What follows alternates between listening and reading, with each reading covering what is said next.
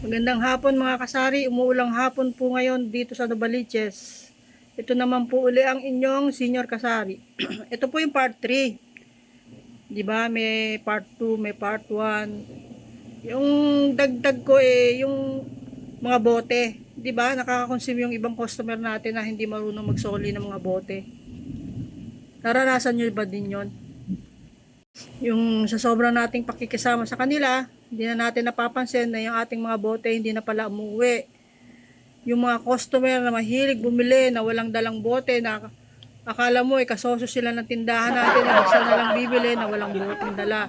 Tatanungin mo, nasaan ang bote mo? Wala eh.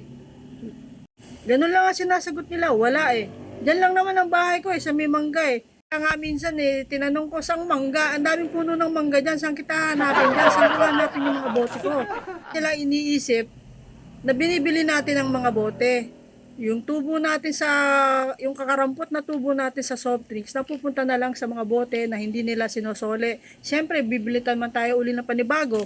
Hindi nila naiintindihan yon. Basta sila, bibili sila, wala silang pakialam sa o konsiderasyon sa mga bote na kinukuha nila sa atin. Yung isang nakakainis talaga mga ugali nila. Pero may mga customer naman na kusa sila nagsasabi na wala akong bote, depositohan mo na lang. O, yan ang magandang customer. Okay lang kahit hindi nila sole kasi may deposito na eh. Yung iba kasi ang kunat eh. Talaga namang parang ayaw na talaga nilang kumita tayo eh.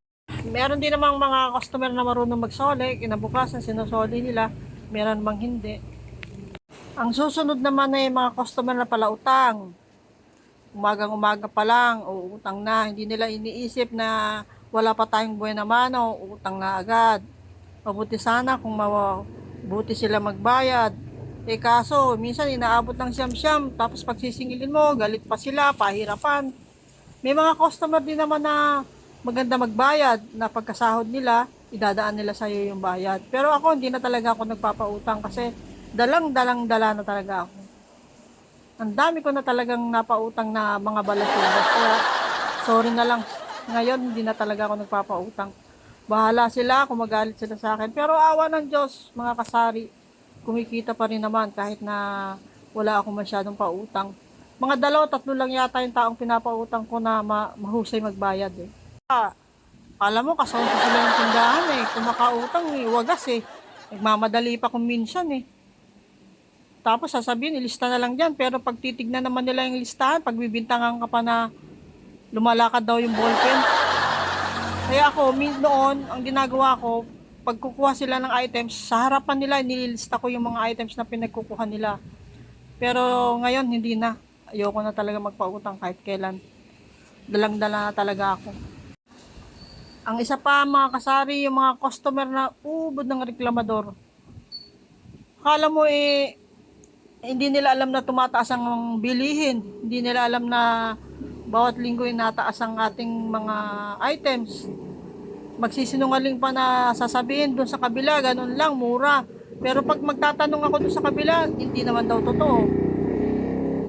Tignan niyo kasi sinungaling ng iba nating customer. Makapandaya lang, makapangloko lang. Marami tayong customer na ganyan, nang lalamang. Pero wag na wag nating gagayahin yun mga kasari. Wag tayong manglalamang sa ating kapwa, sa ating customer, para wag bumalik sa atin. Kasi negosyo tayo, nagninegosyo tayo eh. Kailangan, puro mabuti lang ang gagawin natin, wag tayong manloloko. Wag natin silang gayahin. Hayaan na lang natin kung nanloloko sila o anong gusto nila sa buhay nila. Importante, hindi tayo nanloloko para good karma tayo lagi. Mga kasari, mag-iingat tayo sa mga perang tinatanggap natin. Marami na ring beses ako naloko dyan. Yung mga perang nakatiklop, sasabay nila sa maraming customer na nagtitiwala ka, kaya hindi mo na bubuklatin. Pag buklat mo ng bandang huli, sira pala, punit. Maraming ganyan mga kasari, kaya mag-iingat lang tayo. Pero wag natin silang gagayahin talaga.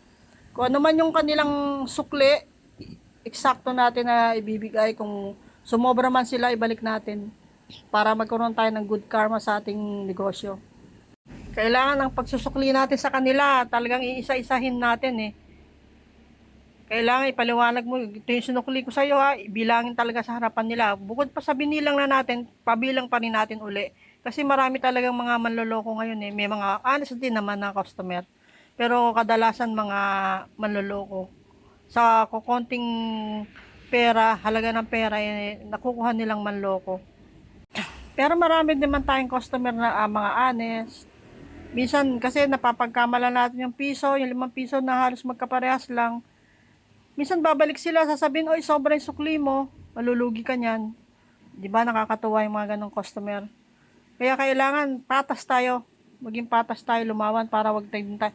Kung ano kasi yung ginawa natin, ganun din ang gagawin nila sa atin. Kaya kailangan maging honest din tayo sa kanila para ang balik maganda.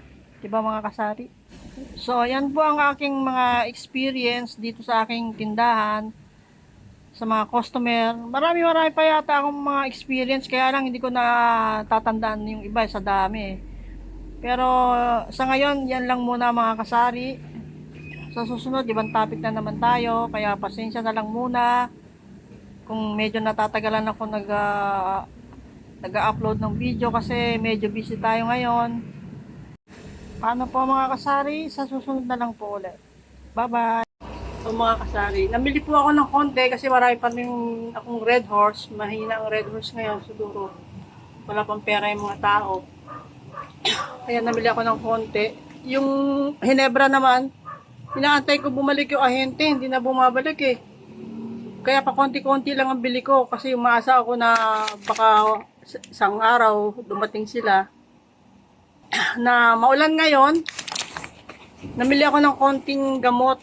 Kasi naubusan na ako ng konting gamot na by 30 na.